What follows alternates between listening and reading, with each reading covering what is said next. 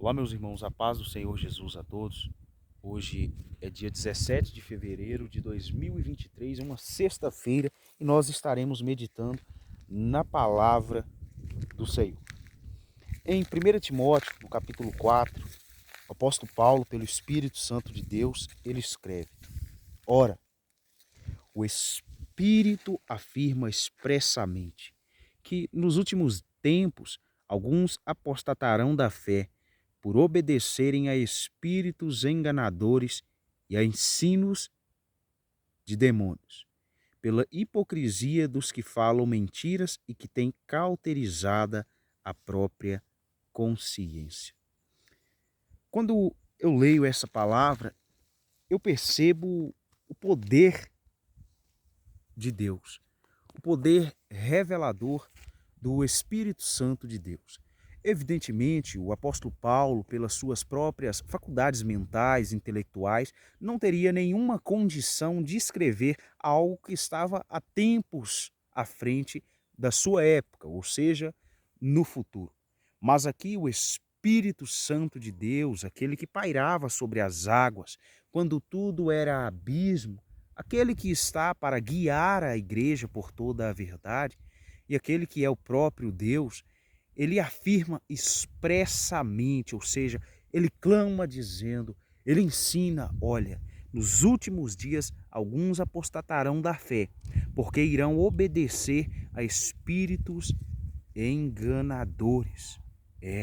Há uma grande investida do inimigo nessa área do ensino, porque o ensino afeta a mente. E se a mente do ser humano ela aprende algo errado, a tendência do ser humano ele permanecer nesse erro. É por isso que o Senhor Jesus, quando ele refere-se às igrejas no Apocalipse, ele fala, olha, quem tem ouvidos, ouça o que o Espírito diz às igrejas, o que o Espírito Santo de Deus diz às igrejas. Porque haveriam muitos outros espíritos que estariam exatamente infiltrando sorrateiramente nas congregações para introduzirem ensinos errados, ensinos contrários à palavra de Deus. E não só nas congregações, mas também nas redes sociais, na internet, onde o número de mestres tem aumentado, o número de falsos profetas tem aumentado cada vez mais. Nós temos visto isso nessa última eleição, nessa campanha política, e nós temos visto também nos últimos tempos com essa pandemia, o número de falsas profecias que foram proferidas, as pessoas dizendo em nome de Deus aquilo que o Senhor Deus não disse, as pessoas dizendo que iria acontecer algo, mas que o Senhor Jesus não disse que algo iria acontecer. Então essa manifestação desses espíritos enganadores tem acontecido. É só se formos cegos espirituais demais para não vermos. É por isso que o Espírito Santo de Deus diz na carta a João, no capítulo 4, onde nos fala que nós devemos provar os espíritos e ver se provém de Deus. 1 João capítulo 4, se eu não me esqueço.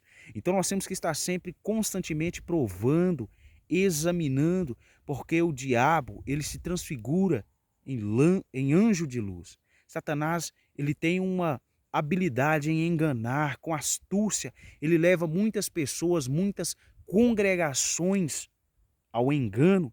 Então aqui a palavra de Deus está dizendo que as pessoas elas iriam apostatar, deixar a fé, porque estariam dando ouvidos ou obedecendo a espíritos enganadores e a doutrinas de demônios. Nós sabemos que a fé ela vem pelo ouvir e ouvir pela palavra de Deus. O que promove a fé, o que aumenta a fé, o que alimenta a fé é a palavra de Deus. Essas doutrinas e ensinos de demônios, eles fazem é minar, é roubar a fé. Por isso que nós temos que estar bem atentos acerca daquilo que nós estamos ouvindo, acerca daquilo que nós estamos aprendendo.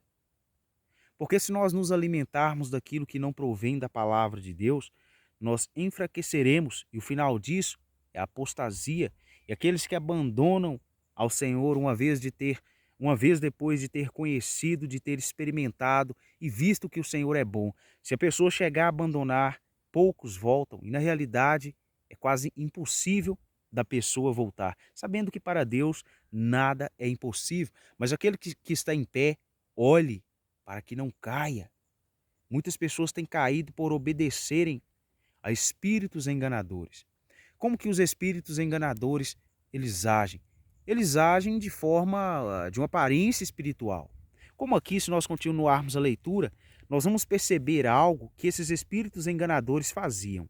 Olha, no versículo 3, ainda, que onde nós estamos lendo, em 1 Timóteo capítulo 4, no versículo 3, continuando, a palavra de Deus diz que proíbem, olha, no 2, pela hipocrisia dos que falam mentiras e que têm cauterizado a própria consciência. Uma das faces do espírito enganador é falar mentiras. Ele usa as pessoas para proferir mentiras, uma vez que o Senhor Jesus é a verdade. Ele disse: eu sou o caminho, a verdade e a vida, ninguém vem ao Pai senão por mim.